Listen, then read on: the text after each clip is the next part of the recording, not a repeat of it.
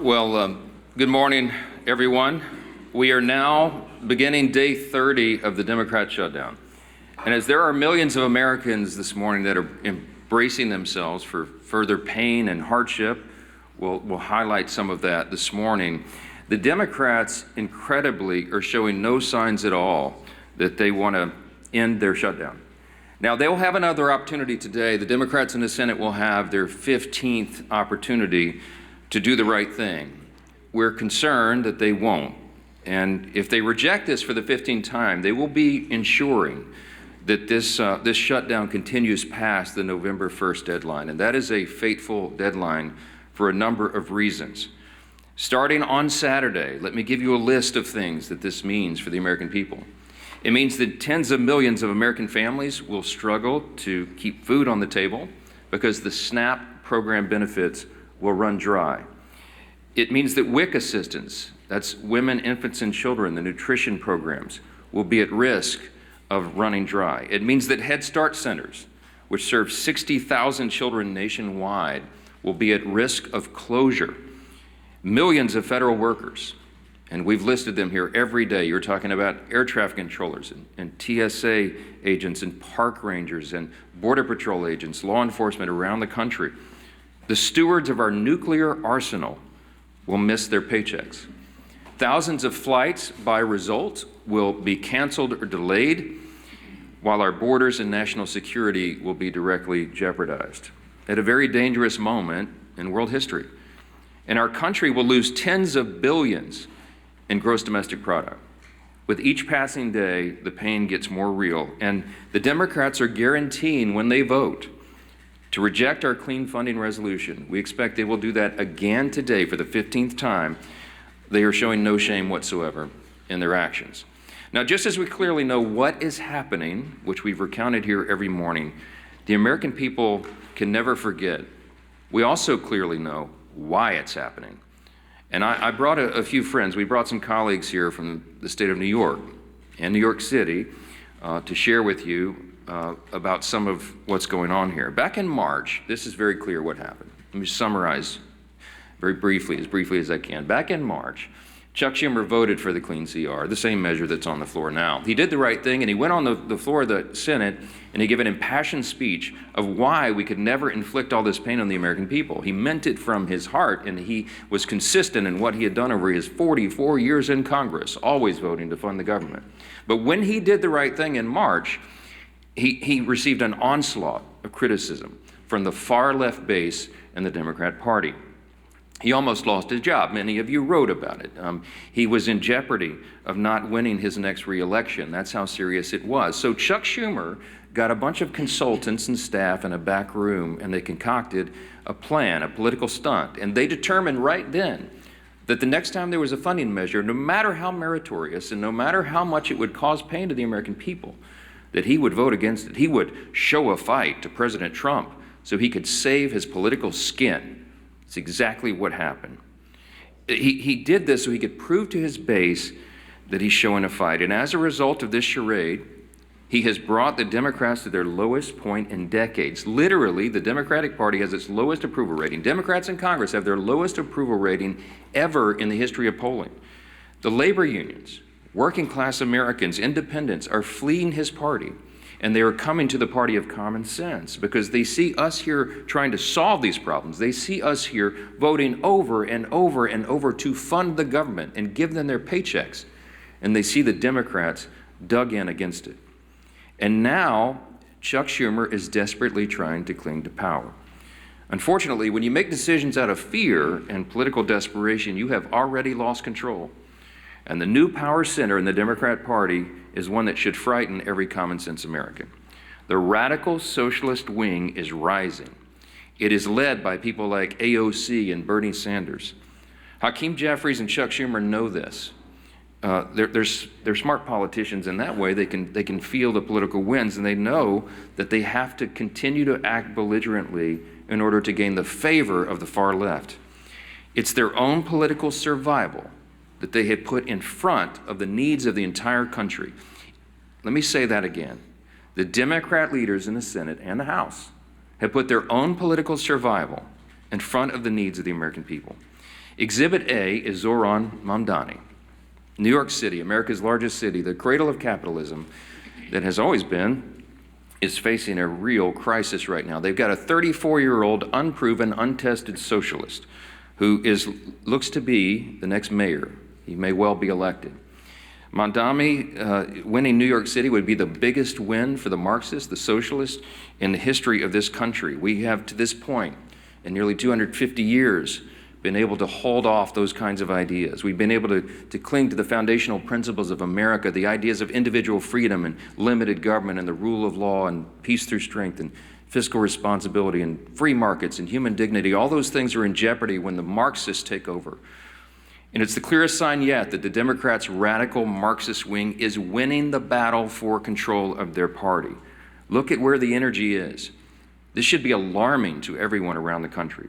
Mamdani has, of course, called to defund the police, to abolish all prisons, to legalize prostitution.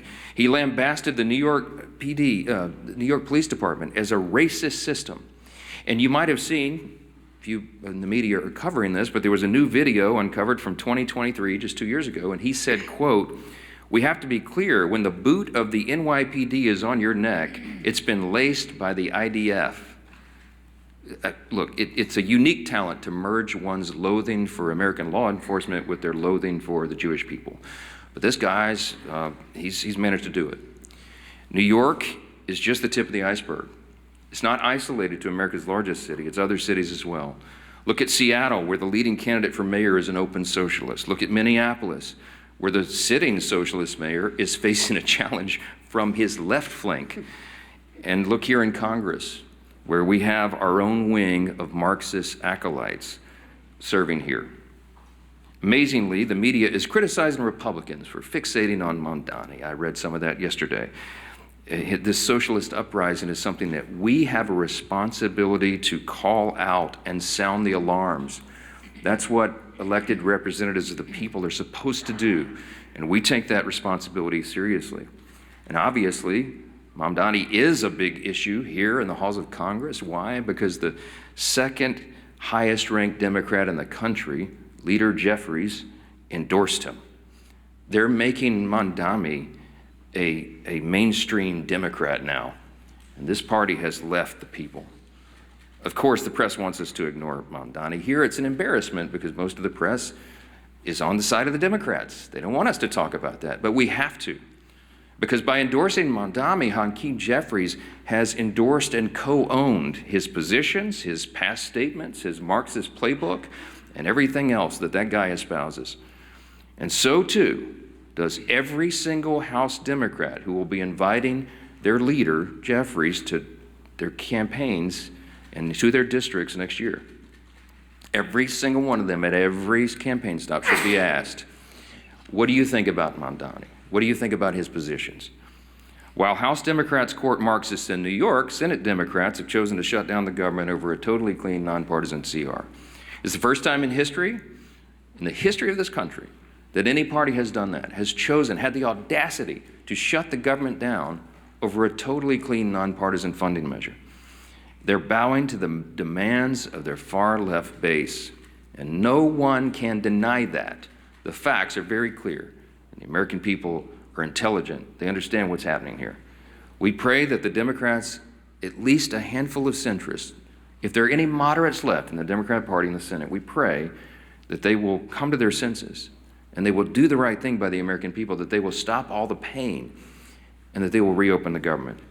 As I mentioned on Saturday, things are going to become very dire. There is one way out of this, the easy way, the obvious way, and that is for the Democrats to do their job and vote for the CR. Now, I mentioned we brought some of our good friends and colleagues here from New York to talk about the mess that the Democrats have created in the Empire State. Now, why are we focusing on New York? Because, again, it's a bellwether for the rest of the nation. If you're watching at home, you need to understand the dynamics of what's happening in New York, because you have to ensure that it doesn't happen in your city, in your town, in your state. And these folks are watching this, and they're fighting it. Our Republicans in New York are trying to hold the line. They're trying to defend what is great about this extraordinary and exceptional nation that we have. But they have a lot of headwinds, and they're here to share how this reckless shutdown is impacting everyday New Yorkers. And I'm delighted to bring up to the podium, before we get our leadership reports here, one of my dear friends and colleagues and classmates back from the 115th Congress when we came in as freshmen together, Congresswoman Claudia Tenney, who is from the 22nd District of New York. She does an extraordinary job here for her state and for the country. Claudia, go ahead. Thank you so much, Mr. Speaker and my colleagues. I actually hail from the 24th District, a little bit of we've had some redistricting in upstate New York a couple of times, but I just want to say good morning and thank you again to my colleagues for being here. This is really important, and I wish I could say that I am surprised by what we're witnessing, but this is exactly what happens when the Democratic Party surrenders to its most radical fringe. Chuck Schumer and Hakeem Jeffries lack the political courage to stand up to the Marxist, anti-Semitic, anti-law enforcement base led by Mamdani now, AOC, and Bernie Sanders. Schumer and Jeffries are both weak leaders from New York, and specifically New York City, where they have never had to face serious political opposition and have enjoyed nothing but glowing praise from their friends in the media. They are ill-suited to lead the Democratic Party at the national level, which is on dramatic display with each passing day of this tragic shutdown. They have traded true leadership for appeasement, responsibility for disorder, and principle for political survival. This shutdown is their choice. They've surrendered to radicals funded by dark money groups pushing anti-police, anti-Israel, anti-American garbage. Now the country is paying the price. I served with Hakeem Jeffries in the New York State Legislature. He sat right next to me. I've seen this playbook before, as have my colleagues in New York who also served in the legislature. It is the same corrupt Albany routine. Reward insiders, punish taxpayers, and blame everybody else. Today, it is something far worse. A movement run by socialist Marxist activists. I don't like to call them socialists, they're really Marxist. And extremist networks, and they have hijacked the Democratic Party. And as the Speaker pointed out, just look at Zohran Mamdani, a member of the State Assembly, by the way. He actually defeated a fairly liberal member of the Assembly, who is in a narrow election, but there he is in the State Assembly. He is the face of the new far-left coalition. And make no mistake about it, the new leader of the New York Democratic Party. His campaign is not grassroots. It's bankrolled by Soros money, radical clerics, and communists working together to push a Marxist agenda in America's largest city. Schumer and Jeffries will not stand up to this movement. We've seen this because, as the Speaker pointed out, they're terrified of it. They have built their political survival on appeasing the far left, and now our entire country is being held hostage by it. They cannot open the government without angering the radicals who radically run their party. The Democratic Party is now controlled, as I said, by the Marxist activists, dark money donors. This is not a grassroots effort. And anti-American ideology is dominating this. And they would rather destroy the system than to lose power. And unfortunately, Leader Jeffries and Leader Schumer are just succumbing to this. New Yorkers are already paying the price, and we have been paying the price. From Albany's Medicaid for Illegal scheme to Mamdani's socialist city agenda, working families are being crushed under taxes, mandates, and ideology. And if we don't stand up, the damage will not end at the Hudson. It will reach every corner of upstate New York and across this country. We are here to fight for the men and women who build, farm, serve, and raise families across New York and our nation. They are the backbone of this nation, and they deserve a government that works for them, not the political insiders who have created this mess. So my message to Chuck Schumer and Hakeem Jeffries is simple. Stop playing games. Stop bowing to this mob and reopen our government.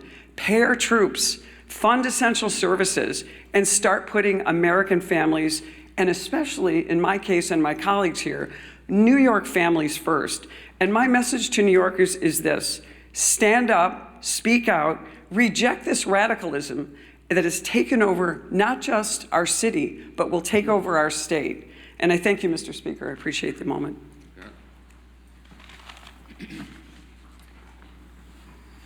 Well, thank you, Claudia, and my other colleagues from New York for coming. And it's so sad to see what's happened to that great state of New York. But if you go back to November, when President Trump won an overwhelming victory to come back as president, defeating Kamala Harris, winning every one of the 7 swing states. In those months after, what you saw was this internal conflict within the Democrat Party. Who is the head of the Democrat Party? You heard it over and over. Some people are trying to raise their hand. A very, very weak bench of failed leaders, primarily governors from failed states, wanting to jump ahead of everybody else and claim the title. And yet, as the Democrat Party stayed that rudderless ship for months and months, because of this perfect storm, that the 2 top Democrat leaders in the House and Senate both hail from the state of New York. With the emergence now of Zohran Mamdani, you have seen Zohran Mamdani quickly become the new head of the Democrat Party nationally, because Chuck Schumer, who is the head Democrat in the Senate, and Hakeem Jeffries, who's the head Democrat in the House, both hailing from New York, are scared to death of that far-left extremist, radical, socialist, Marxist movement in their own party, starting in New York. And because Mamdani has taken off there, it is affecting real people everywhere in America. Devastating consequences. We've talked about it over and over. You know, the last few weeks, we talked about the pain, the suffering that Democrats were causing to especially federal workers, our troops, air traffic controllers, every other federal worker who wasn't getting paid. Some, President Trump found ways to get paid. Others, there weren't ways to do the same thing, but the president worked overtime. Look at what the president did working overtime, at least doing his job, in China this morning. A historic trade deal with China announced, where they resolved some issues on tariffs. Our soybean farmers going to be able to sell more of their products into China. Critical minerals that we'll be able to get. All of those things President Trump continues to do while Democrats want to try to spew chaos around the country. But the harm to families, as we've been talking about, while real, is unfortunately going to get worse. And we've been telegraphing this for weeks, pleading with our Democrat colleagues in the Senate. Just five Democrats need to get the courage to end the shutdown. And only they can do it. They know that. And what are those consequences? We've been talking for weeks. Coming this weekend, Saturday, 42 million SNAP beneficiaries will lose those benefits. Those cards are going to go to zero. When they go to the grocery store to try to put food on the table, there will be no money in those accounts. And what is Chuck Schumer going to tell those families? It's no longer hypothetical. It's no longer theoretical. It's real suffering and pain, and they know that. We've given you the quotes over and over these last few weeks. They admit they are causing suffering. They're using the American people for leverage, and they just don't care. But I think they're going to start hearing more and more from people. There's some people we've been hearing from. The National Veteran Advocate, his retired U.S. Army Sergeant Eric Donahoe, said this, quote, "The decision to vote against advancing the CR is now causing financial harm to families who serve this country." He went on to say, quote, "When I spoke with Democratic staffers that I know they called this shutdown a political opportunity. They think the more Americans hurt, the more power they gain. They even bragged about it," Donahoe said. Quote, "This isn't a headline to us. It's rent, it's groceries, it's mental health, it's stability." And of course, you've heard just a few days ago, we had the National Air Traffic Controllers Association and the American Federation of Government Employees demanding that Democrats pass the clean CR. More and more, you're seeing this growing chorus of people from all corners, including Democrat corners, telling their own party leaders, stop this madness, end the madness, and vote to open the government. But again, this weekend, it gets even more painful, more suffering that they will impose if they keep this madness up. And so I'm going to try to find 5 Democrat senators. It's all we need is 5. So let's start with John Ossoff in Georgia.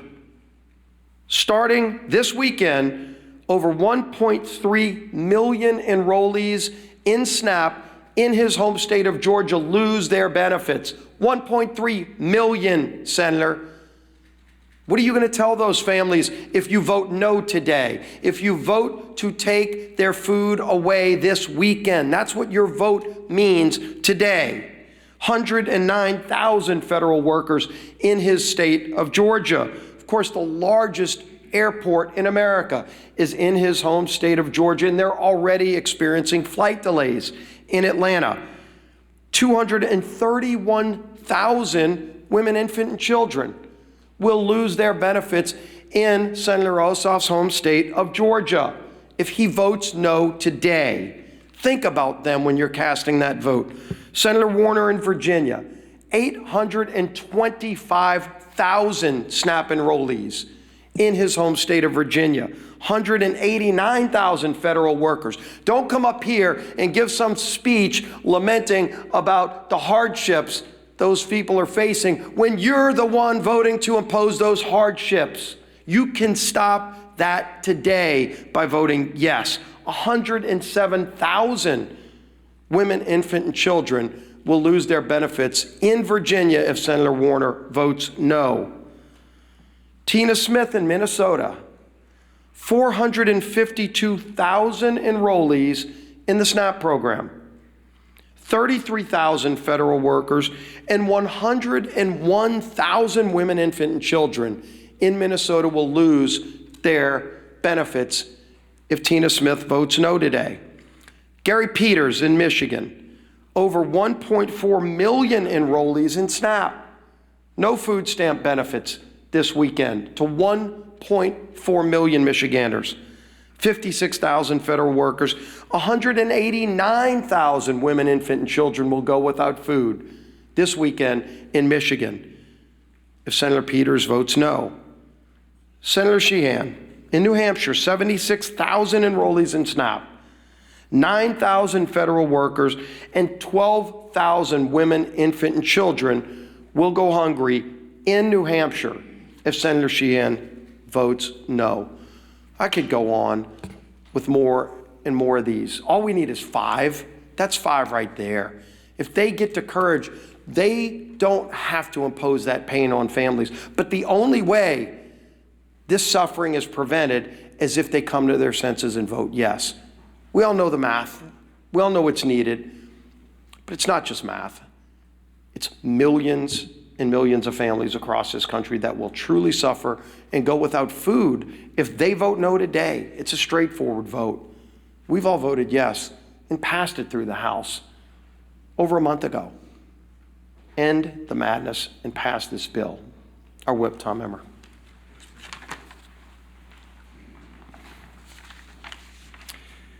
We are officially 30 days into the Democrats' needless government shutdown. 30 days that millions of federal workers have gone without a paycheck. 30 days that critical telehealth services and in-home hospital care programs have been put on pause for the vulnerable Americans who need it most. 30 days that our national security has been put at risk due to staffing shortages. Not to mention the SNAP benefits that you've heard our leader go through in detail that will be cut off for more than 40 million low-income Americans if the Democrats fail to reopen the government before Saturday. It's been 30 days of pure obstruction from Democrat lawmakers who care more about appeasing the radical Mamdani and Omar Fata wing of their party than reopening the government for the people they were elected to serve. Americans are hurting. Families are turning to food banks. Major airports are issuing ground stops. But the Democrats don't care. In fact, they've orchestrated this chaos by refusing to support our nonpartisan government funding bill 14 times now. And for what? So that they can kowtow to the people like Kami. And I will just say to my great friend and colleague, Claudia Tenney, socialists are now the moderates in my grandfather's Democrat Party. These are communists and Marxists. They are kowtowing to the people like Kami Mamdani ahead of the election. People are struggling in the meantime to put food on the table, and the Democrats are too busy playing politics to do anything about it. It's disgusting, and it needs to end. I say it every day when we do this. Remember, all we need is 5 Senate Democrats to come to their senses, break ranks with Chuck Schumer, support our clean CR, and reopen the government. It's past time for Democrats in Congress to get serious and do their jobs for the people they were elected to serve, not for the communist mayoral candidate in New York City, our conference chair. Thank you. Kami Mandami, that might stick. That might stick. Well, good. Yeah, the truth hurts, right? Works. All right. Well, this Saturday, SNAP benefits run out for 42 million Americans. 42 million Americans, the SNAP benefits will run out. Let me say it one more time and let it sink in. 42 million families, including thousands in my home state of Michigan, could lose the ability to put food on the table for their families. Why? Because Democrats choose to use their pain and their hunger as leverage. Leverage for more wasteful spending, leverage to satisfy their radical base. And what are Republicans doing? Republicans did their job and are going to continue to do our job. We voted for a clean, responsible bill to keep the government open and fully fund SNAP. So let me be very clear. Republicans voted to continue funding for SNAP and continue to have families have the ability to feed their families. Democrats voted to take food off the table and voted to discontinue SNAP benefits. It is that simple. Democrats voted to shut it down, and they voted to deny food assistance to 42 million Americans. And they voted that way more than a dozen times. Just so y'all didn't get confused, they wanted to make sure that they rubbed it in your face more than a dozen times that they wanted to stop the SNAP benefits. Not just once, not just twice, they wanted to make doggone sure you knew they voted more than a dozen times to kill the SNAP benefits, to take food off your table. Just so you're clear. And let's remember, they did it, and let's make sure that we don't forget, and let's make sure we remind them who voted to keep food on the table and who voted to take food off the table. Because at some point in time, they're gonna reverse what they're talking about and do what they normally do, and that's try and blame us. But let's hold them accountable for once to the votes that they've taken. I can assure you I will. I met one of these recipients last weekend while I was volunteering at a food bank in St. Clair County. His name was Jim. Jim's wife is a teacher, and he's a retired auto worker. They rely on SNAP to help cover the cost of groceries. Jim waited in line for more than 3 hours because he knows he won't be getting his benefits.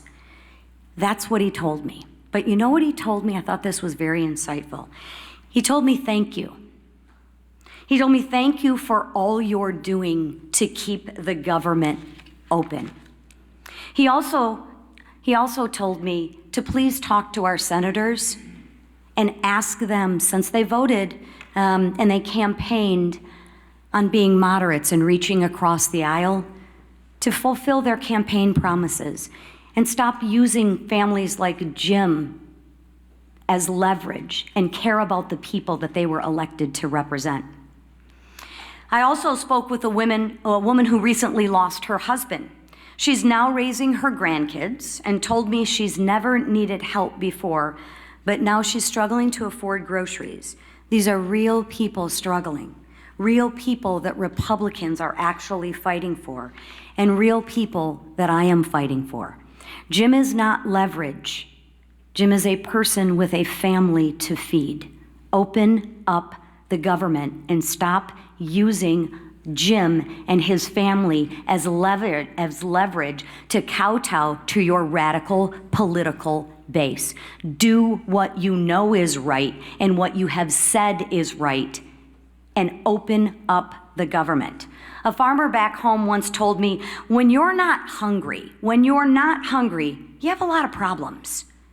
When you're hungry, you have one.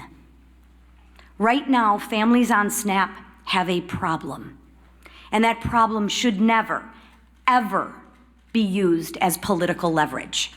So Republicans, we're gonna keep on working and we're gonna keep on fighting. And you know what? We will keep showing up. And while we keep demanding that Democrats stop using suffering Americans as pawns in their political games, I implore my two senators, do what you said you were gonna do. Do what you said that you are. You've reached across the aisle.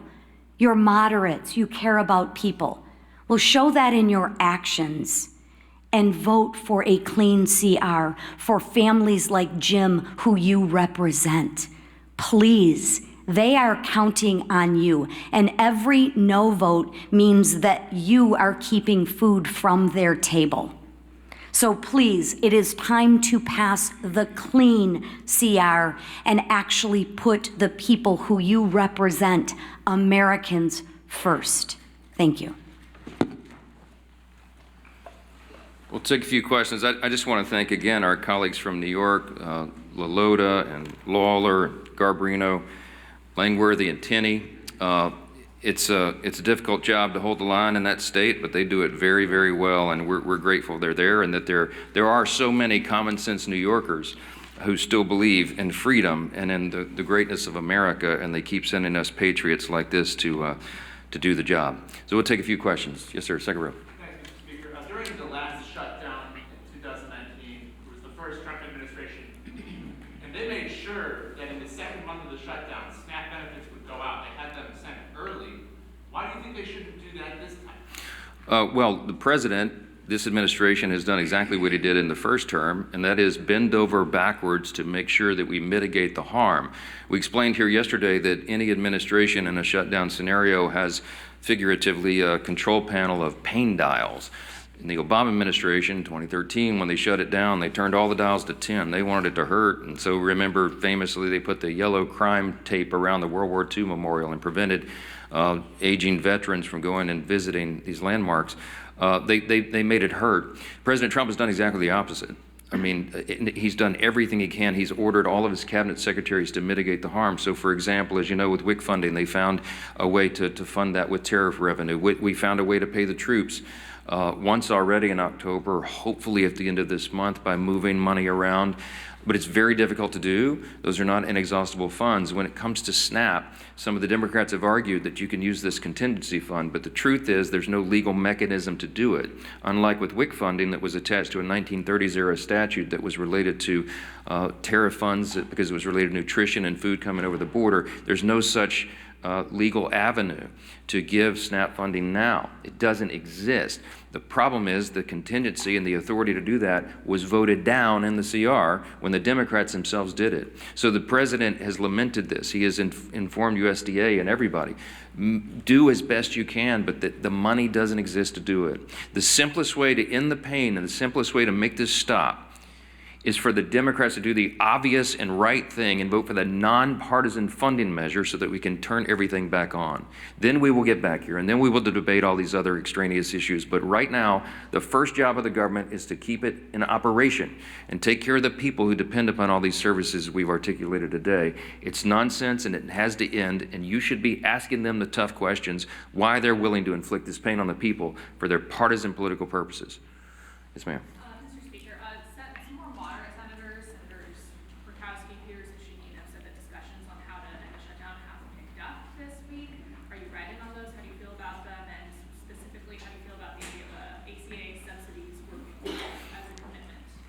ACA subsidy working group?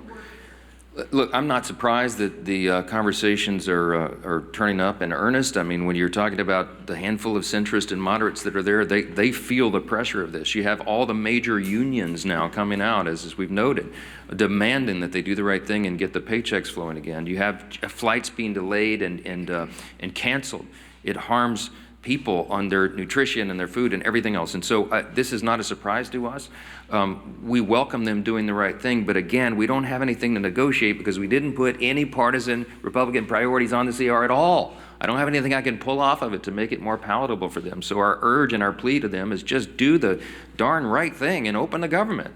And then we'll figure all the rest of these things out. We were always planning to have the debate about the COVID-era subsidies and all these other issues in October, November, December. The COVID-era subsidies don't expire until the end of December. There are all sorts of discussions going on about that, all kinds of ideas. I could give you dozens of them that have been collected just in the House Republican Conference. There needs to be massive reform. There need to be income caps. There needs to be the elimination of fraud, waste, and abuse in that program, which we think is rife in it, and many other things. So there's informal working groups going on as we speak. There's discussions being had amongst all the members, but we've got to get the lights turned back on here and get the services provided to the people so that we can come here and do the rest of the legislative job. Yes, ma'am. Would you be willing to fund part of the government for the full year, as some of the senators are discussing, without a CR to open? These rifle shot bills that you keep hearing about deviates from the goal. We have one singular purpose, and that is to reopen and fund the entire government. The Democrats do not get to shut down the government and then make the decision on who's more important than the other and which little thing they want to fund to relieve their own political pain. We have one purpose, and that is turn this thing back on. And all those other efforts are deviations, and it's political games. They're trying to cover their own tails now because they know they have inflicted this pain. I'm going to remind you again 14 times. I bring my chart in every day. I'll bring it back tomorrow because I want everybody to remember. Republicans have voted 14 times to fund the government, and the Democrats have voted 14 times to close it. They are imposing the pain, and now they're feeling a little pain themselves because people are starting to let them hear about it. They better do the right thing. That's all we can say. Yes, ma'am. Mr. Speaker, you mentioned today that the Senate's going to vote for the 15th time and Democrats are supposed to. The Senate's actually not voting today on the CR to fund the government. Do you agree with the Union's decision to let Democrats sit with this over the weekend? They're not voting today on the CR, so the SNAP benefits are going to lapse. They're not taking that vote today. Well, Leader Thune was pretty upset yesterday. We've all seen the video. Mad John on the floor, and it's appropriate. When we come in here and do these briefings, I can empathize with them because we're happy warriors. I like to come in and have a good time in press conferences and tell you good news and all of that. But this feels very much like in my state, Louisiana is a hurricane state. It's like giving a briefing during a hurricane, a Cat 5 hurricane. Right before it hits shores. We put the sandbags around our homes and we board up the windows and we do everything we can to prepare, but we know the real pain is about to hit. And we feel helpless in doing anything about it. And that's the same emotion and that we feel here at the podium and when we're on the floor. And Leader Thune let them have it yesterday because they were trying to play games, and we're just fed up with it. He's a very even-tempered, calm guy. I mean, I try to maintain the same demeanor, but it's infuriating to us. I'm not going to second guess his decisions on when they schedule the votes each time, but he's probably about had it with their nonsense. And when they tell him and they thumb their nose at him and give him, and say other things that they like to drop the F-bomb now for fun, for emphasis apparently. When they tell him those things, he probably recognizes it's a futile effort. He realizes they're dug in, they don't care. They're more afraid of the Marxist, socialist, far left in the party than they are the harm that they're going to cause in the American people. That's a fact, and you need to make them try to refute that because they can't. I'm grateful again for our New York colleagues for holding their ground and standing guard as they do and for being here. Thank you all so much.